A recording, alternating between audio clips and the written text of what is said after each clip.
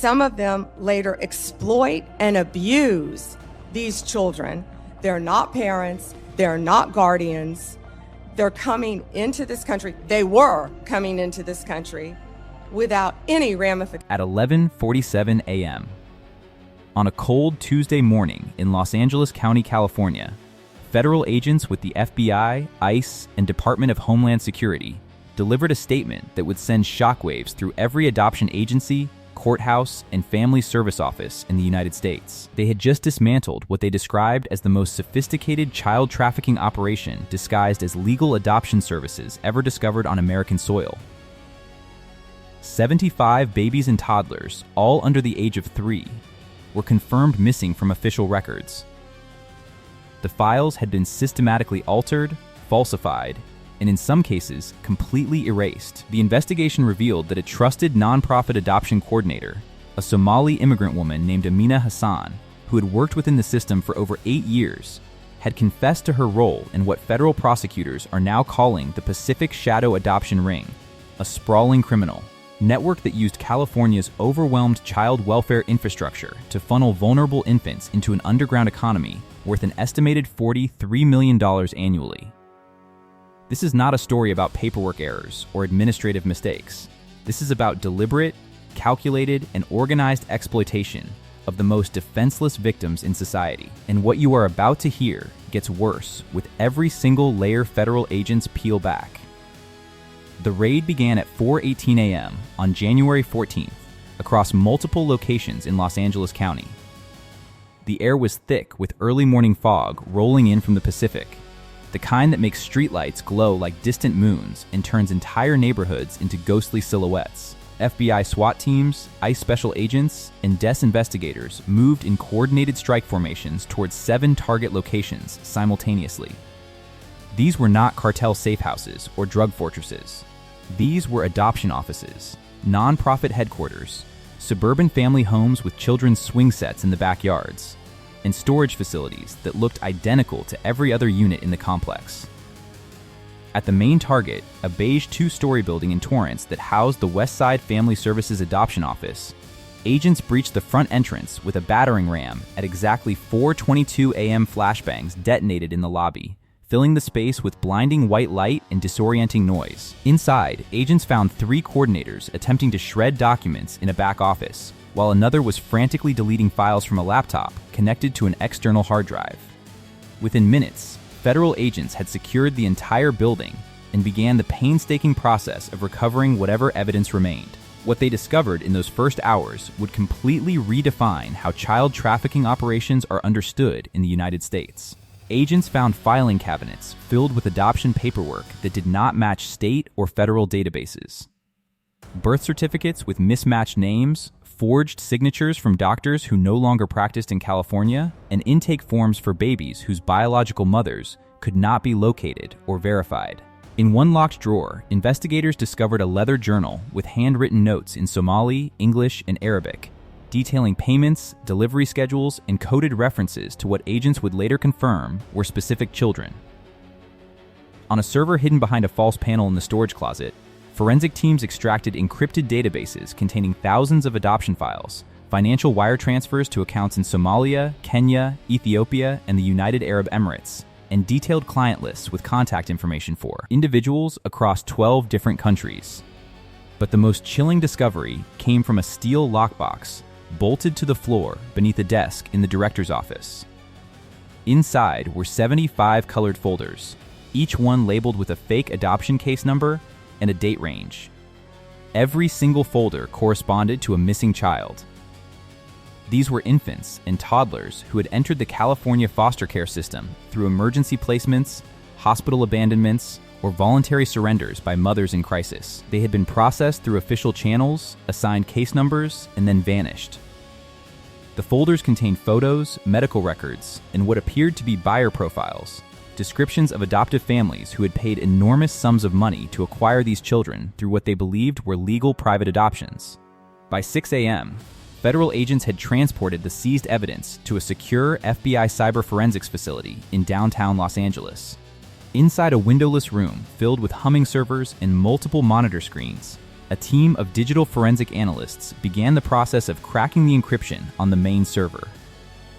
What they uncovered was a network so organized, so methodical, and so deeply embedded within California's adoption infrastructure that it had operated undetected for nearly a decade. The operation was called Project Silent Cradle, and it was built on a foundation of bureaucratic chaos, underfunded oversight, and deliberate manipulation of legal loopholes. Analysts traced the network through shell companies, fake nonprofit organizations, and fraudulent grant applications. At the center of it all was a woman named Amina Hassan, a 42-year-old adoption coordinator who had arrived in the United States as a refugee in 2009 and worked her way into a trusted position within multiple Los Angeles County adoption agencies. She had access to sensitive databases, direct contact with vulnerable mothers, and the authority to facilitate interstate and international adoptions with minimal oversight. But Hassan was not working alone. The forensic teams discovered communication logs showing regular encrypted messages between Hassan and at least 17 other individuals embedded within adoption offices, child welfare departments, and legal aid clinics across Southern California. These were coordinators, case managers, translators, and even licensed social workers who had turned the adoption system into a supply chain for child trafficking. The network moved children through layers of falsified documentation, fraudulent home studies, and counterfeit court approvals. They created ghost families, fake adoptive parents who existed only on paper, and used legitimate-looking nonprofit foundations to process payments that looked like charitable donations but were actually purchased transactions for human beings. The financial web was staggering in its complexity. Agents traced wire transfers moving through accounts registered to organizations with names like Pacific Hope Foundation, Golden State Family Alliance, and New Beginnings Child Advocacy. These entities had no physical offices, no staff directories, and no public records of actual adoption services. They existed solely to launder money. Payments came in from wealthy clients in the Middle East, Europe, and Asia, often disguised as humanitarian donations or grant funding for refugee resettlement programs. The money would cycle through multiple accounts, get divided into smaller transactions to avoid federal reporting thresholds, and eventually reach Hassan and her network through payroll deposits, consulting fees, or cash pickups at predetermined locations. One forensic accountant described the financial structure as a masterpiece of fraud architecture. Every transaction had a plausible explanation. Every account had a legitimate cover story. But when you trace the flow backward from the ultimate recipients, every single path led to one reality: money was being exchanged for children. Federal investigators confirmed that Hassan had a direct encrypted communication line with a contact identified only as the director, a figure who appeared to oversee the entire Pacific Shadow adoption ring from a location outside the United States. This individual coordinated logistics, approved high-value transactions, and dictated which children would be prioritized for placement based on demand from clients. The director's digital signature appeared on authorization codes embedded in the encrypted files, linking them to at least 41 confirmed child disappearances over the past 6 years. This is not corruption. This is command-level exploitation of the most vulnerable population in America. And what federal agents discovered next proved that the operation had expanded far beyond what anyone initially suspected. At dawn on January 15th, inside a joint task force command center established at the FBI's Los Angeles field office, over 300 federal agents assembled for the largest coordinated child trafficking enforcement operation ever conducted in California. A massive digital map covered an entire wall, displaying 43 red markers pulsing across Los Angeles County, Orange County, Riverside County, and San Bernardino County. Each marker represented a location tied to the Pacific Shadow adoption ring, adoption offices, storage units, residential addresses, legal clinics, and transportation hubs. The mission was designated Operation Shattered Cradle, and it involved FBI child exploitation units, ICE Homeland Security Investigations teams, DACE Victim Assistance Specialists, U.S. Marshals Fugitive Task Forces, and over 50 local law enforcement officers from multiple jurisdictions. Overhead, 2 Black Hawk helicopters circled strategic zones, providing aerial surveillance and rapid response capability. At the port of Los Angeles, U.S. Customs and Border Protection agents prepared to intercept any individuals attempting to flee the country through maritime routes. At exactly 6:00 a.m., strike teams moved simultaneously across all 43 locations. In Glendale, agents raided a residential home where a woman posing as a licensed foster care provider had been holding 6 infants in deplorable conditions, preparing them for illegal placement. In Long Beach, SWAT teams breached a warehouse that functioned as a document forgery operation, producing fake birth certificates, fraudulent home study reports, and counterfeit court orders. In Ontario, investigators hit a legal office where an attorney had been filing adoption petitions using falsified identities and non-existent judges. And in downtown Los Angeles, federal agents arrested 3 social workers who had been manipulating case files, delaying investigations, and providing Hassan's network with advance warning whenever audits or compliance reviews were scheduled. Over the next 8 hours, federal agents executed search warrants, seized evidence, and took 27 individuals into custody. They recovered hard drives containing thousands of additional files, financial records documenting over $18 million in illegal transactions, and communication logs proving coordination between network members. They also rescued 11 children who were found in various stages of the trafficking pipeline, from temporary holding locations to fraudulent foster placements awaiting final transfer. But the most significant breakthrough came when agents arrested Amina Hassan herself at a short-term rental property in Pasadena, where she had been hiding since the initial raid. When confronted with the evidence, Hassan broke. In a recorded interview that lasted over 6 hours, she confessed to her role in facilitating the disappearance and illegal placement of 75 children over an 8-year period. She described how the network identified vulnerable mothers, often recent immigrants, refugees, or women in extreme poverty, and convinced them to surrender their babies under false promises of open adoption, financial assistance, or help with immigration paperwork. Once the children were in the system, Hassan and her associates would alter records, falsify custody transfers, and move the infants through a network of temporary placements until they reached their final destination with paying clients. Hassan admitted that children were valued based on age, health, and ethnicity. Infants under 6 months old commanded the highest prices, sometimes exceeding $100,000 per child. Toddlers with light complexions or specific ethnic backgrounds were prioritized for clients in the Middle East and Europe. Children with medical needs or developmental delays were often placed through less selective channels or simply disappeared into unregulated care situations where oversight was non-existent. When investigators asked Hassan how she justified what she had done, her response was chilling. She said the system was already broken. She said these children would have suffered in foster care anyway. She said she was providing families who desperately wanted children with an opportunity they could not access through legal channels.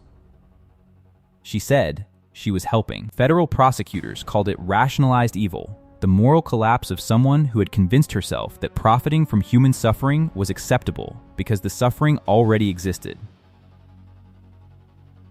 As federal agents continued analyzing the seized evidence, they uncovered a level of institutional infiltration that extended far beyond Hassan and her immediate network. The Pacific Shadow Adoption Ring had embedded operatives within Los Angeles County Department of Children and Family Services, California's Department of Social Services Adoption Division, and multiple nonprofit organizations contracted to provide child welfare services. These individuals had access to confidential case files, authority to approve emergency placements, and the ability to bypass standard oversight protocols by exploiting loopholes in interstate and international adoption regulations. Investigators found evidence that certain case managers had been deliberately overwhelming the system by creating artificial backlogs, delaying background checks, and prioritizing Hassan's cases for expedited processing. They discovered that at least 4 licensed social workers had been submitting fraudulent home study reports for adoptive families who did not meet legal requirements or who did not exist at all. They identified 3 attorneys who had been filing adoption petitions in jurisdictions with minimal oversight, using forged documents and non-existent court proceedings to create the appearance of legal finality.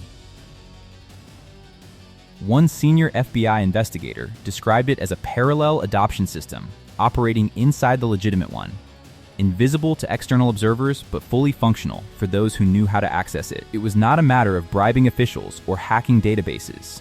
It was about understanding the bureaucracy so thoroughly that you could manipulate it from within using its own rules and procedures.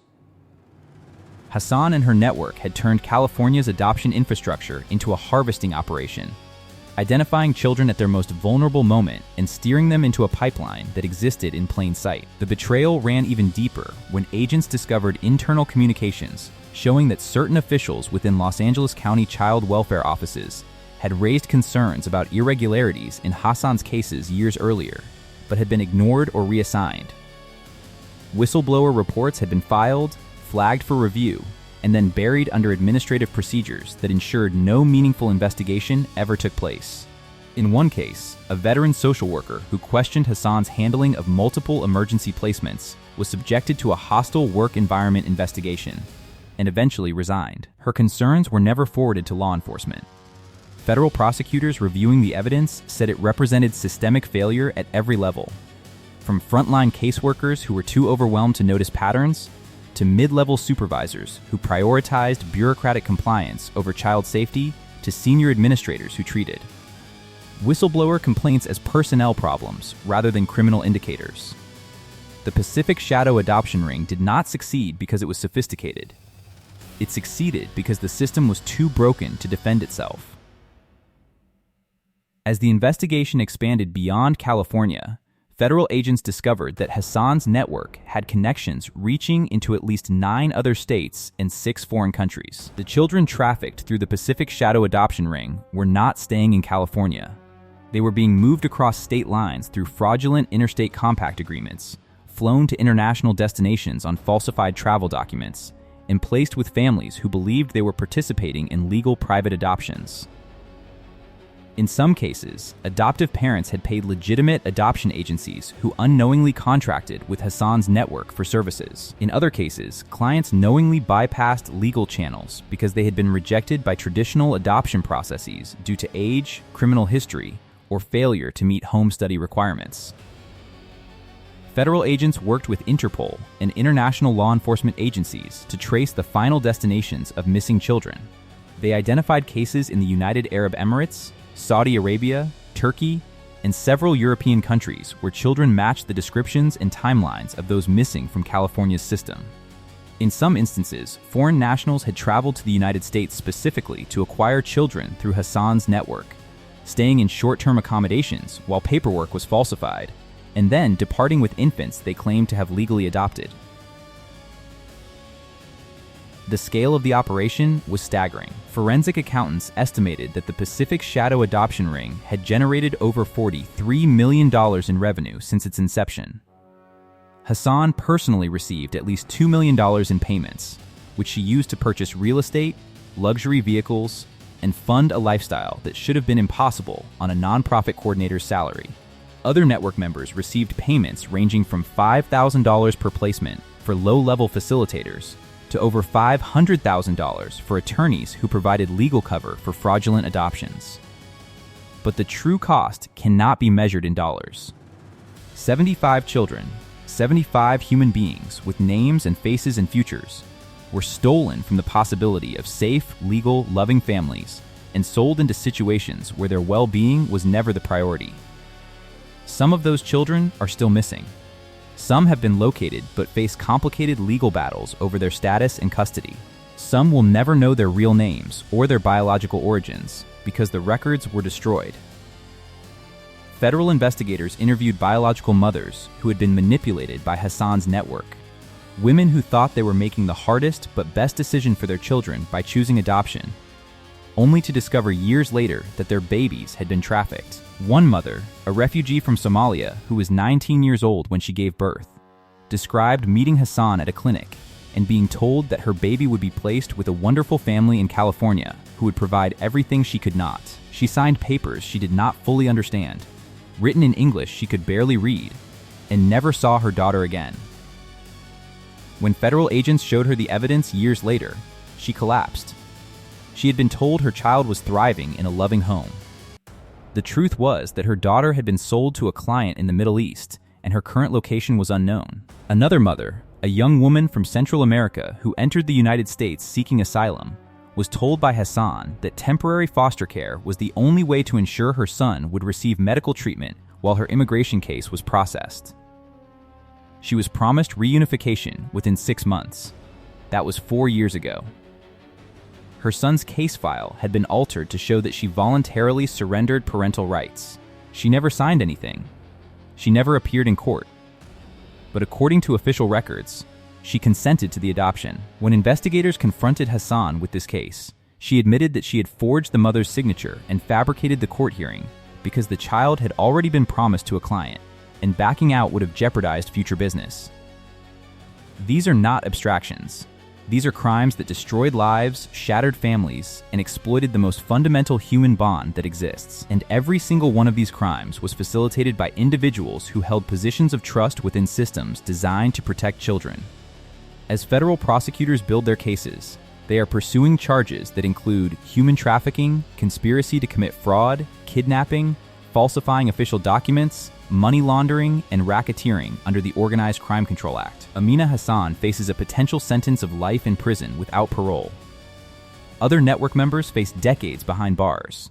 Civil lawsuits filed by biological mothers and adoptive families who were deceived are seeking hundreds of millions of dollars in damages. But no amount of prison time, no financial penalty, no legal accountability can undo what was done. Children who should have been protected were instead commodified.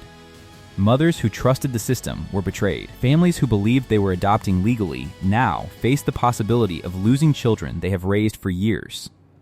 And an entire adoption infrastructure has been exposed as fundamentally vulnerable to exploitation by those with the will and the knowledge to manipulate it. The Pacific Shadow adoption ring succeeded not because it was invisible, but because it hid in plain sight, wrapped in the language of compassion, legitimacy, and bureaucratic procedure. It used the same forms, the same offices, the same legal terminology that legitimate adoptions use.